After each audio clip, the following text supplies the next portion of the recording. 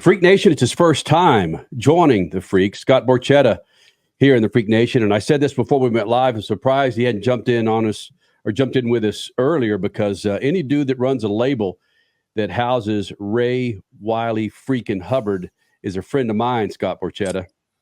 I love that. Yeah, Brother Ray and Snake Farm. Yes, we could go on and on about that. But one reason why we've got you in here, well, frankly, is because the IndyCar race with the finale ending up in Nashville. Not only do you had a Big Machine label group, but again, now you had the promotion and actually running the Grand Prix there in Nashville. Went from the road course now to the oval. You took this over not just because you saw the benefits of what it does to the city, but your love for motorsports, Scott. If people don't follow you, they don't understand the trek that got you to this point of actually racing, having a horrible accident in Trans Am, and now here you are on camera, the importance that motorsports means to you. You know, it's just part of my DNA. My very first race was the 1970 California 500. And that was the Johnny Lightning, Al Unser senior car, and Bobby Unser, and Dan Gurney, and AJ Foyt, and Mario Andretti. And to this day, there's still a lightning bolt in my Scott Borchetta Racing logo. So it just imprinted me from a very young age. And really, music and racing is pretty much been my entire life, as far as my true real passions. And you know, for it to come full circle for us to, you know, we were the sponsor the first 3 years, and now to actually owning the race and making sure all the promotion is in place and the marketing. We have been so loud about this, and the fact that we truly do have the finale is a really big deal. We were really concerned that Palou might have, you know, clinched it at Milwaukee, and so, you know, while they had a terrible day, we were kind of happy about it that they didn't clinch. So, you know, we have a really great storyline. You know, there are real stakes this coming weekend, as you have Alex and Will Power, who have both won 2 championships. And it's the first time in the history of IndyCar, over 100 years, that you have 2 guys who are going to fight for their 3rd championship. So it's really turned into a great narrative. So what you're saying, though, because, you know, media likes to twist things, what you're saying is you were responsible for his hybrid going bad in Milwaukee. No, you know, I can't take any credit for that. But I did tell Dario pre-race, I'm like, you better pull him in, you know, for, you know, have him go a lap down, whatever you have to do. Just make sure I've got a race.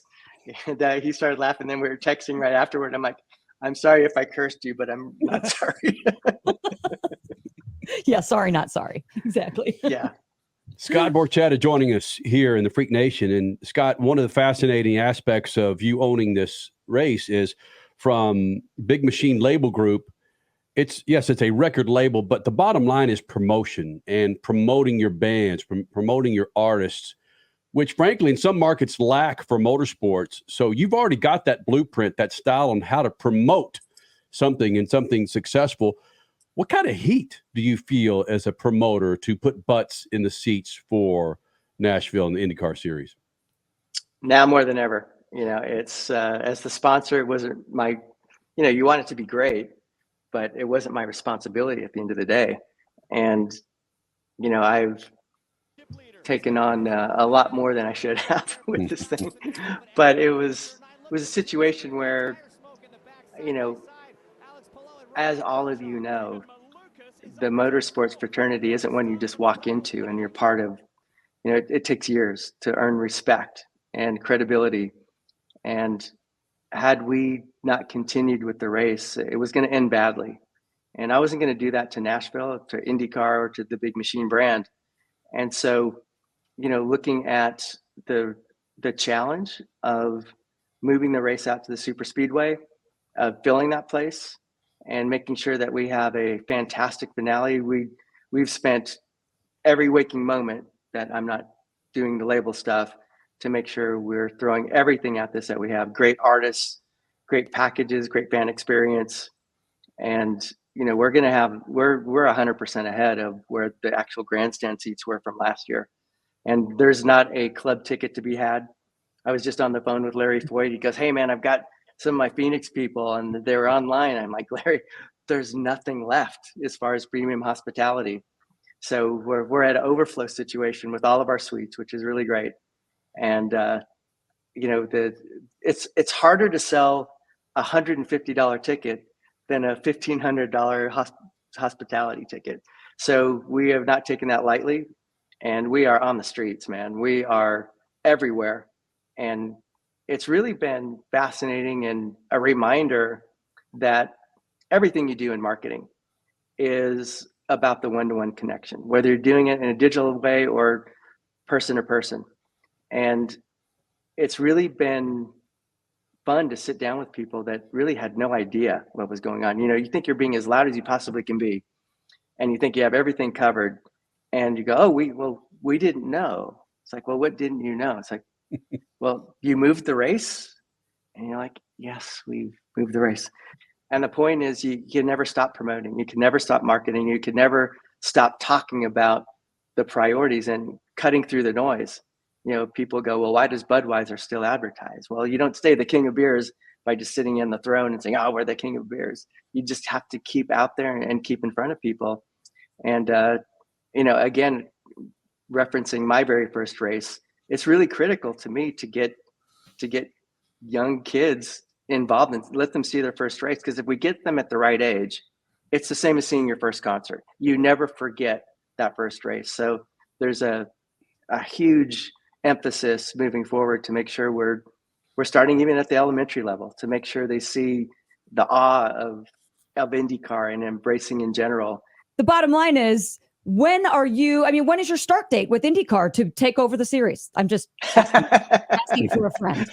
Well, I'm not sure that on September 16th, Mr. Penske won't kick me out. So it's somewhere in between. But your reality of how to market, your knowledge of promotion is sorely needed in IndyCar right now. It's been a difficult year, and fans have, if you look at social media, fans have had it. They want this outside the box thinking. You bring that. How can you further help the series, not just in Nashville, but around the country and around the world moving forward? I can tell you that we've had some really fantastic, positive meetings with Mr. Penske and Bud Denker, Jonathan Gibson, and people I respect to the nth degree. And we presented some pretty outside the box thinking and ideas for them for next year. So we're on that track. I'm not saying we would take it over by any stretch, but as far as what we can do for the Nashville race and make sure there are stakes all year long and the kind of noise that we want to bring to the series, and I don't want to be openly critical. It's not really my place, but I see some of the things that we can absolutely assist with. When your version of Drive to Survive is called 100 Days to Indy, and you're the 5th race of the season, it's like, what's the message you're sending to the rest of the world, that the next 12 races don't count? That's a miss, straight up. And, if we don't at least talk about those things, we can't fix those things. And it's no disrespect, because without the Indy 500, we don't have IndyCar. But let's turn the turrets. We have the Indy 500. So let's use that as the launch point to educate people on what a great sport we have and what great drivers we have, and take advantage of the fact that we have guys who came from F1 over to IndyCar. It wasn't, in a different era, which the whole different conspiracy theory we could get into with Juan Pablo Montoya and Nigel Mansell and Michael Andretti. And that's for another session. Mm-hmm. But, the fact that we have some of the biggest names in open wheel that have come to IndyCar, we need to scream about those things. Why are we a partner with McLaren? It's one of the sexiest motorsports brands in the world. And that's what I want people to relate to us, of like, Nashville is the it city. It's one of the most entertaining cities in the world. Formula One, we all know what that is. We know what McLaren is. And, I've taken some criticism for that. I don't care. Zach Brown is a dear friend and a great operator. And so, to be on those socials and have those drivers talking about this and talking about our race, that's the kind of noise that I want to bring to Nashville. The goal is if we can get back downtown, the dream has always been to make it the Monaco of the South. Can we get there? Ooh. I don't know. But, that's the big vision. If this thing can really build the way that we all hope it can build. Scott, can you shed some light? Obviously, NASCAR releasing their schedule a couple of weeks ago put the whole issue of Mexico City at the forefront. But now this week it's been, okay, Richmond. And then why won't IndyCar go to Richmond? We need some more ovals. Or, hey, what about Watkins Glen? You look at the map of the United States, you see some big holes. Phoenix, could you shed some light on, is there an issue with IndyCar renting some of the NASCAR tracks like a Phoenix, like a Richmond, like a Watkins Glen to get into some of these bigger markets for a different set of eyeballs than what they already have? There's things I know about that I can't talk about that I think IndyCar fans are going to be very excited about. It's not like Mark Miles and team are sitting still on any day of the week. And it's very hard, when it's very unfortunate what happened with Pato and with Mexico City. And, we got to look at the positive of, like, now here's a bunch of noise. So we have a chance to do the right thing. Just like, okay, you know what? We do have a world-class Mexican driver. We are a very international series. And so I would invite everybody to not think for 1 minute that Penske Entertainment and IndyCar are not looking at the opportunities. Now, do they need me to move a little faster? Yes, they need to move a little bit faster. But, this is not easy business. It's a very hard business. And, if you look at what Mr. Penske had to do to take over the Speedway, to take over IndyCar and right the ship, that's a big ship.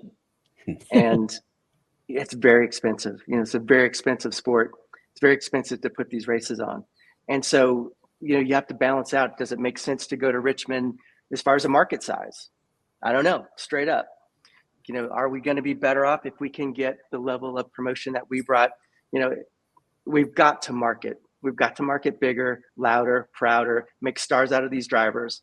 And then all of a sudden, the Phoenix race is sold out. How do we get back into more major markets? There's not enough major markets on the calendar for IndyCar. We don't arguably have a top 10 market right now. Long Beach is LA County, but Long Beach proper is not a top 10 market.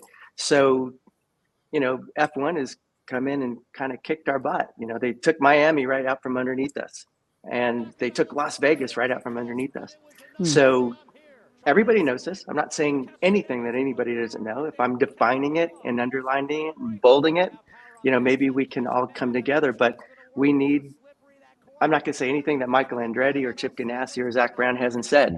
Right. Yes, we all want the same thing. And, we've got to move it front burner. We've got to have more investment in this. We need more manufacturers in it. That this can be what it was. I hate to say, well, back in the mid 90s, it was great. It was great.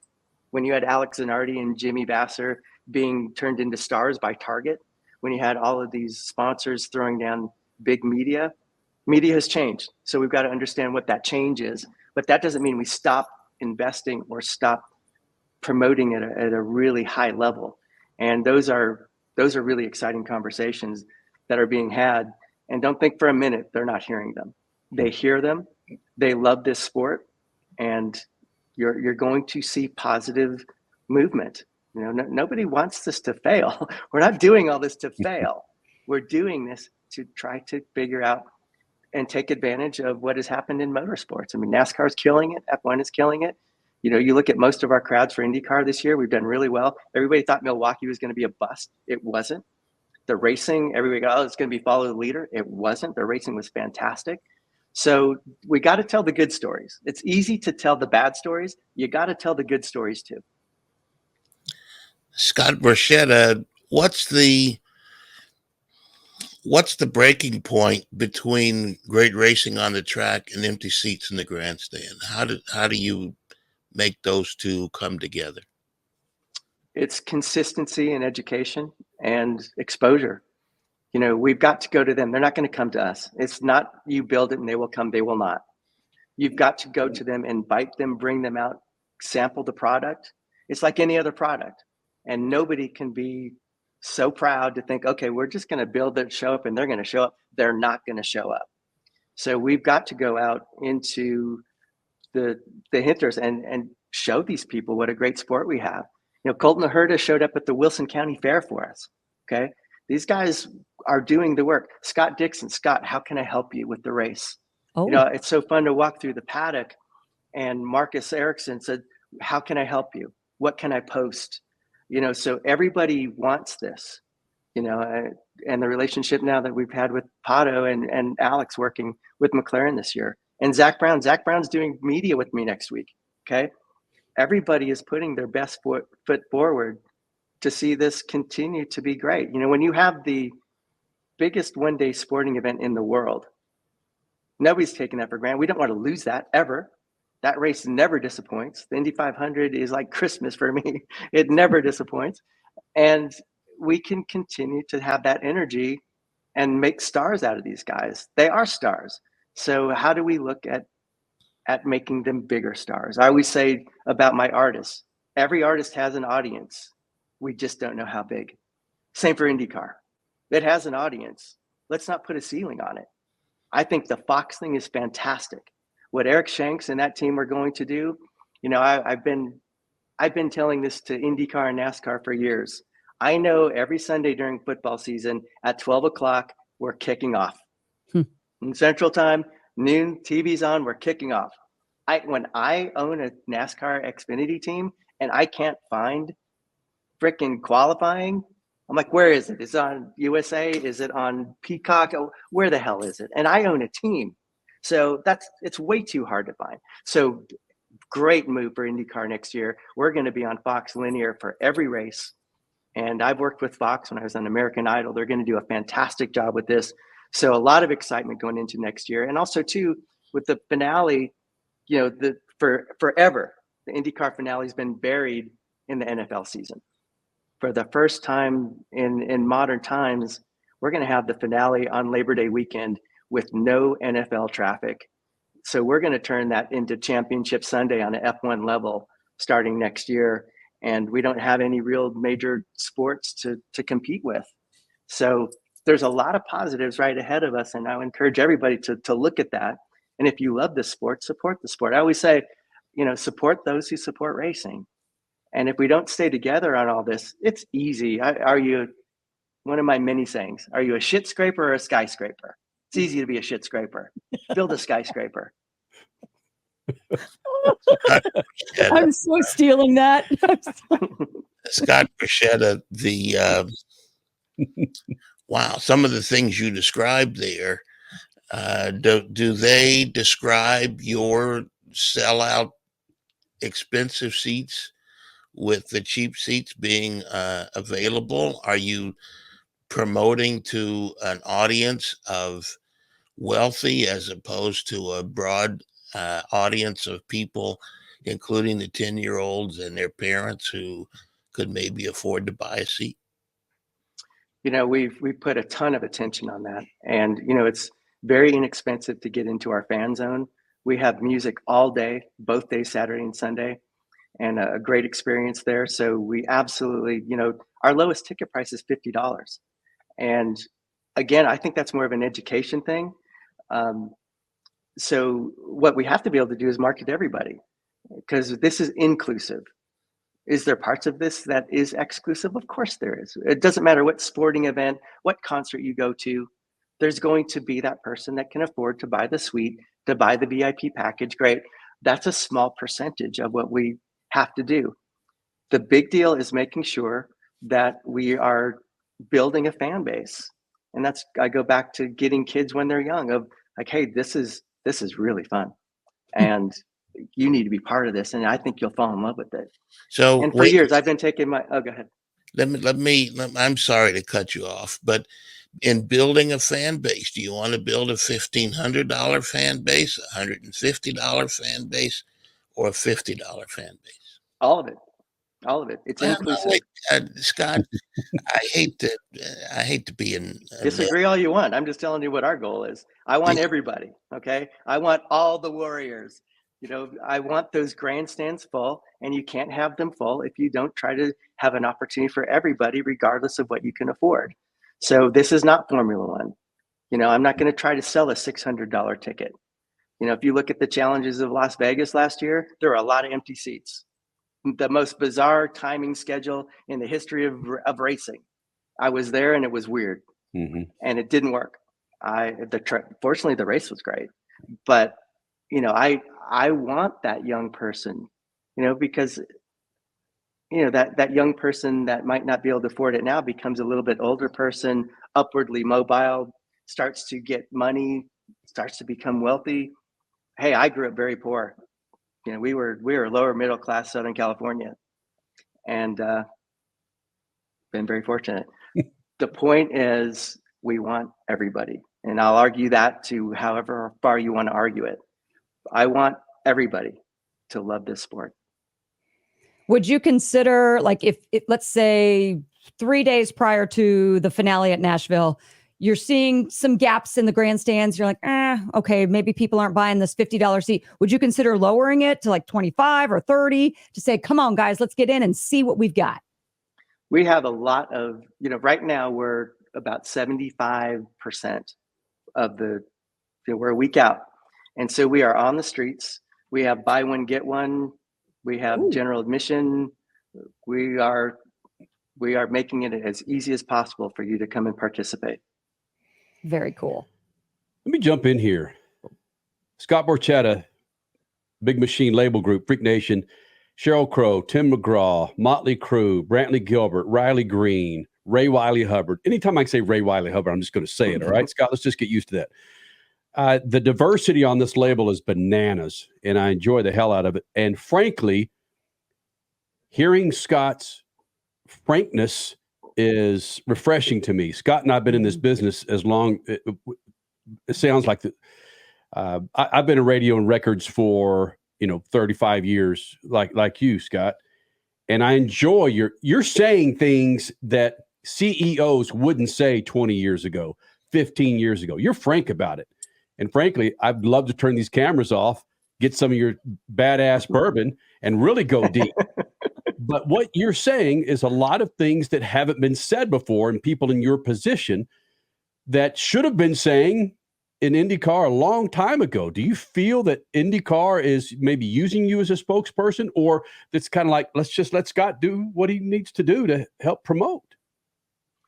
Well, the thing is, if you ask me a question, I'm going to answer it. That's the curse of me. So, I'm not sure. I haven't asked them. I haven't asked their permission. You say we. You say we a lot. Like it's we. And it's not lost on me. I freaking love it because we're such fans of IndyCar. And I said it last week, Scott. I said IndyCar's running out of feet to shoot. Damn it! So, and we need help. Yeah, and if they stumble over their D one more time, it's just another D. Darn it! So to have you to talk like this is refreshing, and I hope they're listening, Scott. Well, I think we've got their attention, and I'm not looking at this as adversarial. I'm looking at this as additive of how we can help the series, and make this finale. It'll never be as important as the Indy 500, right? But can it be the next important thing? Absolutely, it can. And it's not to take away from any of the other races, because we all win when you win down in Alabama. That they did fantastic this year, and again, you look at St. Pete 20 years in, you look at coming up on the 50th anniversary of the Long Beach Grand Prix. You have a couple other real solid foundational races for this series, and I don't know what else I could say that I haven't already said, but if there could be the day, you all know it's IndyCar. They may not like what I have to say, and they may uninvite me, but you know what? I don't care. I do what I do. I can't get fired. When you own it, you can't get fired. So this isn't any different than starting the record company or the other things that we do. I'm not really hireable. I learned that a long time ago. So, I'm very fireable. So I've made it a very specific goal to not put myself in a position to be fired. Now, can I be uninvited? Absolutely. I could be uninvited, and that wouldn't be fun. And I'm not looking to do that. I'm not challenging them, but I can't not be me. and I'm predominantly unfiltered, but not without thought. You know, there's a reason. I always am fascinated by the why. Why does this work? Why does this happen? Why didn't it work? And what can we do better next time to make sure? You know, failures never fail, but don't repeat that failure. Failure is a lesson that you have to learn. So when it fails, guess what? Don't do that again. I'm going to invite you to not do that again. But let's really identify what worked, and let's do more of that. You know, sometimes it gets down to simple math and identifying, you know, what is right and wrong, and we know what some of those things are. But you know, I got to tell you, going back and forth with Bud Denker and Jonathan Gibson this week, you know, I was pushing them. I'm like, guys, I need a star on Broadway for my pit stop competition. Well, I got Scott Dixon yesterday. Cool. I said, guys, we got to make sure the tire is right, because we had one not really great tire test, and they came back and did a second tire test. Well, it was announced today that we have the option tire. We'll have the alternative tire, and then so now all of a sudden we have stakes. We have a strategy. They're listening. They're hearing me when I'm saying, hey guys, these are the things that I feel I need as a promoter of this race to put butts in seats at the end of the day. If we don't do that, all of this is for naught. You know, this isn't a private club, you know, and sometimes it feels too much like a private club. And if we don't, you know, really engage and hug people and welcome them, then we will not succeed. So, Scott Borchetta, you drop private club in there, and that's like dropping a seed in the soil. IndyCar raced at a private club in Southern California behind all cars. I think that's a bad message to send to the $150 seat. That it was an odd message. You know, I can't say that you know, it was a non-points race. It was, I don't know all the background, so I can't really speak too intelligently. So I wouldn't want to say something that I don't know. It wasn't a good race. You know, that was a goofy way to do 10 laps and the tires fall. It was a shit show. So they better have a real race this next year. You know, it's a beautiful facility. I've driven there. It's wonderful. But, you know, if you're going to bring IndyCar there, we've got to have a real race. And my hope is that it will be, because, you know, that even though it's not LA proper, it's Southern California. It's a good market. It's a very, you know, as you are touching on, it's a very wealthy market. But you know, our season isn't going to make or break as to what happens at that race. You know, they really wanted it to be there. So the folks who own that facility have been very forthcoming in saying, hey, we want IndyCar here. We want to put on a better show. We want to figure this out with you. So that's a good thing. You know, they're reaching out and said, hey, we want to be part of this. So even though last year was a mess, I think, you know, knowing that they've been there, knowing what we're dealing with, what kind of tires we need to bring there, and what kind of competition we need to put on. You know, when Colton Herta gets out of the car and goes, yeah, I didn't even try the first time because it's all about the second race. You're just like, what are you doing? You know, so yeah. So, I mean, hey, you got to call the duck a duck. And, you know, that could end up being something really special. We've all seen first year events that weren't great, and they come back and, okay, now we're racing. Scott Borchetta joining us here in the Freak Nation, and we didn't even talk about that nasty accident in the Trans Am car, my friend. And the more I look at it, the more I'm impressed that I'm looking at a gentleman on camera with me, showing me his guns, because hitting the wall at triple digits, my friend, a lot of folks don't return from that. And if you could just give me a little background on how you're doing after that accident, what it did to you mentally, and how you're able to proceed to get in front of a camera and look like a dude that did not hit a wall with triple digits. Yeah, I don't recommend it. Yeah. It wasn't fun. You know, I was racing at Road Atlanta in the Trans Am 2 series, and had complete brake failure going into turn 1 over 150 miles an hour. And that's a turn that if you're going to run fast, you've got to bring a lot of speed. You brake really late, just about 325 on the marker. And the right rear caliper exploded. It wasn't even a soft pedal. It was a no pedal. As soon as I went to it, because, you know, in road racing, you're doing 800 to 1,000 pounds foot brake pressure. And in that moment, I knew I was in bad shape. So I tried to hit the inside wall, kind of skipped it, and then it shot me across. And I knew in that moment that I was in big trouble. And I was knocked out briefly, but I was coherent during most of it. And when I looked down, it's like, oh boy, this is bad. And I almost died in the ambulance. I was bleeding out. And when I look back at some of the things, working with a nutritionist and being in the best shape I could be in, because I wanted to beat those 20-year-olds, and more often than not, we did. And that saved my life. When my body needed 165 beats per minute, I'd been training there. And so it didn't send me into shock. I didn't have a stroke. I didn't have a heart attack. And, once I was pretty coherent in and out. And, I was in so much pain. One of my meditations is counting backward from 1,000, just when trying to fall asleep, whatever. And my mantra became just get to the next minute. And I was just counting backward and just trying to let go to the pain and let it go. And literally said, if you're going to die, just die. It's okay. Just let go. And once I couldn't wait to get to the hospital because I knew they were going to put me under. So if I could just get there, whatever it is, this pain's going to go away one way or the other. And when I woke up and my wife was in the room and I saw all this stuff coming out of me, and it's like, well, I've survived. I'm not going to let this define my life. So as soon as I could get them in there, I had the machines in there, the leg machines, and my masseuse coming in, working on circulation and continuing with my vitamin routine as soon as I could. And as soon as I could get therapists, I'm working with 3 physical therapists still, because now I've become addicted to it. And I've got full mobility back. After I healed, because I shattered both ankles, broke both tibias, cracked my pelvis in 4 places, broke 5 ribs, cracked 4. It was terrible. And it's like, okay, nobody cares. It's up to you. What do you want to do with the rest of your life? And I've been so blessed. I didn't want that to define the rest of my life.